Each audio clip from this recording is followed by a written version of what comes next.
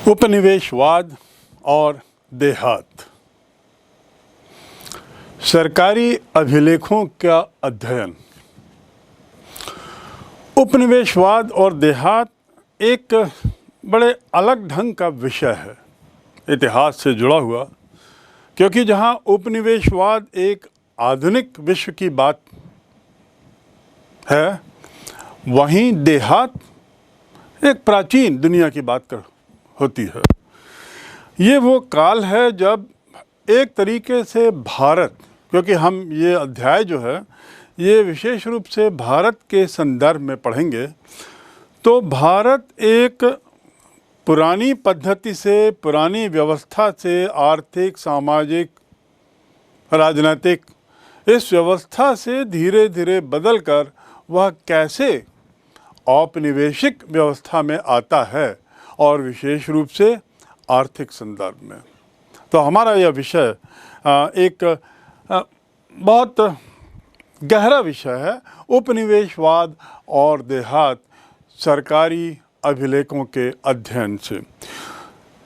हमको ये ध्यान देना होगा कि जो भी हम इस अध्याय में जानेंगे उसका सारा जो स्रोत है, जिसकी जानकारी हमको सब जहाँ से मिलती है, वे सब सरकारी अध्ययन हैं, सरकारी अभिलेख हैं, सरकारी दस्तावेज हैं।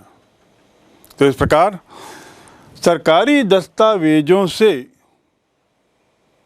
लिए गए जानकारी के आधार पर हम अपने देहाती समाज और उसके आर्थिक परिवर्तन के बारे में जानेंगे। भारत का उपनिवेश बनना, आखिर उपनिवेश क्या है, पहले तो हम थोड़ा सा ये समझ लें। उपनिवेश अर्थात अंग्रेजी हम उसे कहते हैं कॉलोनी। किसी एक बड़े देश के मातहत एक गुलाम देश के रूप में रहना, किस उद्देश्य से कि जो बड़ा देश है, जो संपन्न देश है, जिसने हमको गुलाम किया है, वह उसका मुख्य उद्देश्य क्या रहता है, जिस पर हम आगे चर्चा करेंगे। तो किसी एक खास उद्देश्य से किसी अन्य देश पर कब्जा करना, यह उपनिवेशवाद है। और ये 17वीं शताब्दी, 18वीं शताब्दी, 19वीं शताब्दी में उपनिवेशवाद बहुत विकराल रूप में सामने आया था। उपनिवेशवाद जब विकराल होता गया तो भारत कैसे अछूता रहता, और ख़ासकर भारत जो उस काल में बड़े आर्थिक रूप से बहुत संपन्न था, आर्थिक रूप से बहुत समृद्ध था और एक विशाल देश था। तो निश्चित रूप से दुनिया में ऐसे देश जो उपनिवेश बना रहे थे, उनकी नज़र तो भारत में थी ही। तो उपनिवेशवाद का बनना और उसको बनाने के लिए, भारत को उपनिवेश बनाने के लिए जो इंग्लैंड से जो ईस्ट इंडिया कंपनी आई, भारत आई और भारत पर उसने कब्जा किया, ये एक विश्व की बहुत असाधारण घटना है। क्योंकि यद्यपि कहने को तो इंग्लैंड ने भारत पर कब्जा किया और उसे एक अपना उपनिवेश बनाया, और अपनी इच्छाओं की पूर्ति के लिए भारत से उसने संसाधनों का निचोड़ किया, लेकिन इसका असर जो है ये पूरी दुनिया में पड़ा। अंग्रेज़ों के भारत आने से उन्होंने मात्र संसाधनों का दोहन ही नहीं किया, बल्कि भारत का बहुत तरीकों से दोहन किया, और उसका असर पूरी विश्व की आर्थिक और राजनीतिक व्यवस्था पर हुआ। तो इसलिए ये हमें ख्याल रखना होगा कि एक बहुत असाधारण घटना थी और विश्व इतिहास की एक बहुत महत्वपूर्ण घटना थी। इसने मात्र भारत के इतिहास को ही प्रभावित नहीं किया, मात्र भारत की सामाजिक आर्थिक व्यवस्था को प्रभावित नहीं किया, बल्कि विश्व की आर्थिक व्यवस्था, विश्व की राजनीतिक व्यवस्था भी इससे काफ़ी प्रभावित हुई। भारत में अंग्रेज़ों के आने की यदि हम बात करें तो जैसा हमको मालूम है कि 1605 के आसपास अंग्रेज़ भारत आए पहली बार। उस समय मुग़ल भारत में शासन कर रहे थे, मुग़ल साम्राज्य था, और उन्होंने कैसे धीरे धीरे कुछ क्षेत्रों में अपने व्यापारिक केंद्र बनाए और धीरे धीरे उसका विस्तार करते हुए कलकत्ता, बंगाल, तिरुचिरापल्ली, नीचे मद्रास प्रेसिडेंसी और इन क्षेत्रों में अपना धीरे धीरे उन्होंने व्यापार ही नहीं बढ़ाया बल्कि धीरे धीरे एक तरीके से कब्जा बनाया और फोर्ट के रूप में एक अपनी कॉलोनी को मजबूत करते गए। भारत में आखिर ब्रिटिश राज स्थापित कैसे हुआ, थोड़ा इसको समझने की जरूरत है और इसके बारे में थोड़ा हम कुछ विशिष्ट जानकारियां साथ में लेके चलें। सबसे पहले हमें ये जानना जरूरी होगा कि अंग्रेज ब्रिटेन इतने शक्तिशाली कैसे बने कि उन्होंने पूरी दुनिया में, पूरे विश्व में अपना राज स्थापित कर लिया। आखिर ऐसे क्या थे, क्या मादा था उनका कि सारी दुनिया उनकी मुट्ठी में आ गई थी। थोड़ा इतिहास की ओर, अंग्रेजी इतिहास की ओर नजर डालें तो 11वीं सदी से हम इसके आधुनिक ब्रिटेन का काल मान सकते हैं, जहां ड्यूक ऑफ नॉर्मैंडी विलियम ने फ्रांस से आक्रमण करके नया राज स्थापित किया। तो 11वीं शताब्दी आधुनिक ब्रिटेन की शुरुआत। दूसरी बात, 11वीं से 14वीं सदी में भौगोलिक स्थिति कुछ इस तरीके की थी कि वो कृषि के अनुकूल रही, लेकिन 14वीं सदी के बाद से अत्यधिक ठंड पड़ी, कृषि कुछ असंभव तरीके का हो गया और इसका परिणाम यह हुआ कि ये लोग इंग्लैंड के बाहर कुछ करने हेतु विवश हो गए और व्यापार ही एक जरिया था जिसके माध्यम से उन्होंने दुनिया की ओर जाना शुरू किया। तीसरी बात, विश्व व्यापार पर स्पेन, पुर्तगाल, इन लोगों का उस समय एक छत्र साम्राज्य था, एक तरफ शासन था, लेकिन भारत में भी पुर्तगाली राज ही शामिल था। इसे जीतने के लिए अंग्रेजों को या किसी भी साम्राज्य को पूंजी की जरूरत थी और अमेरिका, जहां स्पेन का आधिपत्य था, उसे छोड़कर ब्रिटिश कंपनी भारत की ओर मुड़ गई, क्योंकि अमेरिका जैसी जगह वह अपना ज्यादा धन खर्च नहीं कर सकती थी। ब्रिटिश ईस्ट इंडिया कंपनी जो है उसकी स्थापना एक तरीके से 1599 में कर दी गई थी और अब उसने भारत की ओर अपना मुंह मोड़ा।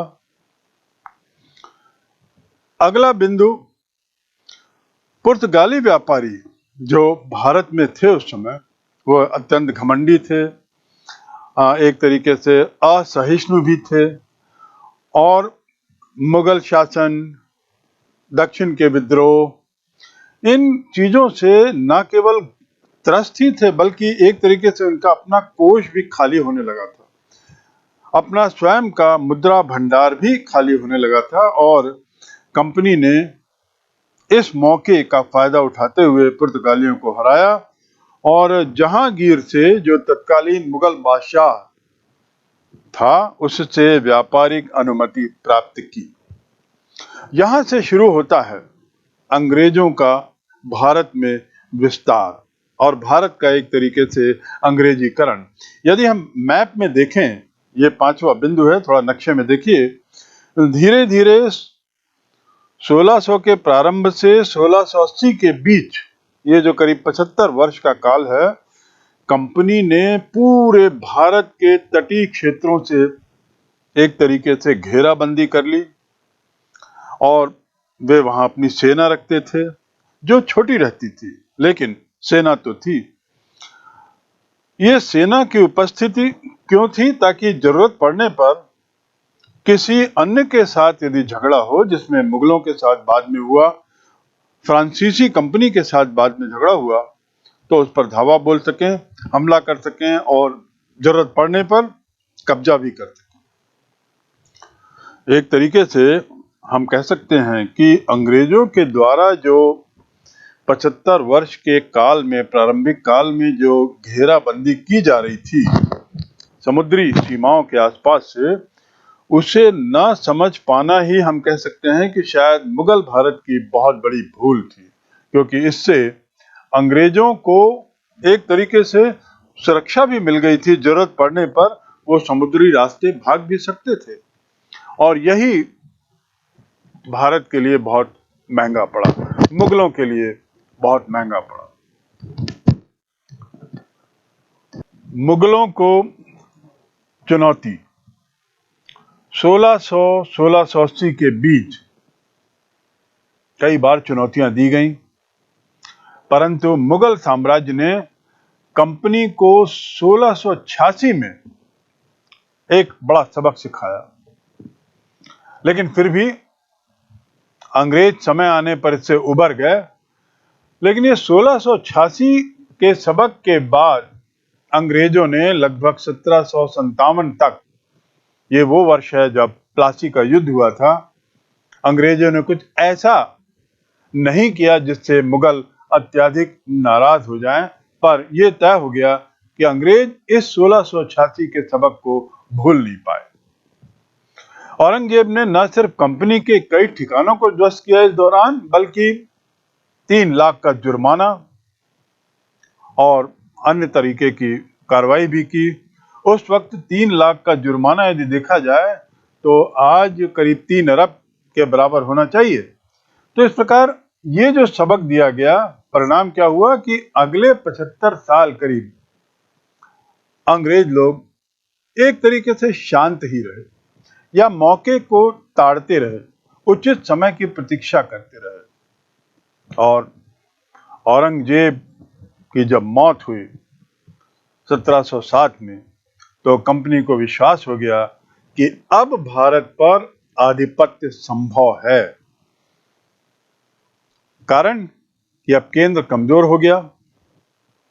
दिल्ली पर औरंगजेब के बाद मुगल साम्राज्य में एक के बाद एक निर्बल शासक आते रहे, चाहे वो फर्रुखसियार हो या जहांदार शाह हो, मोहम्मद शाह रंगीला आदि आदि। इसके साथ ही हमें नहीं भूलना चाहिए कि इसी समय 1739 के आसपास नादिर शाह का भारत पर हमला हुआ। दूसरा, 1717 में यदि आप नक्शे को देखें तो मुगल राज में 3 स्वतंत्र राज्य हो गए, क्योंकि केंद्र की सत्ता कमजोर हो गई, तो क्षेत्रीय सत्ता ने अपने को स्वतंत्र करना शुरू किया। उसमें अवध एक था, जहां सादत अली खान, दूसरा राज्य बंगाल, मुर्शिद कुली खान, और तीसरा था दक्षिण भारत की तरफ हैदराबाद, जहां चिनक्लिक खान। ये 3 लोग एक तरीके से निर्बाध रूप से स्वतंत्र शासक के रूप में शासन चलाने लगे। अतः अंग्रेजों ने जो 1680 आते आते कलकत्ता में जिन्होंने अपना एक तरीके से हेडक्वार्टर बनाया था, ये वो काल है जब उन्होंने इस तरह की योजना प्रारंभ कर दी थी कि बंगाल को कब्जा करना है। दूसरे शब्दों में, प्लासी की कहानी या प्लासी का बैकग्राउंड, प्लासी की लड़ाई का बैकग्राउंड यहीं से शुरू होता है।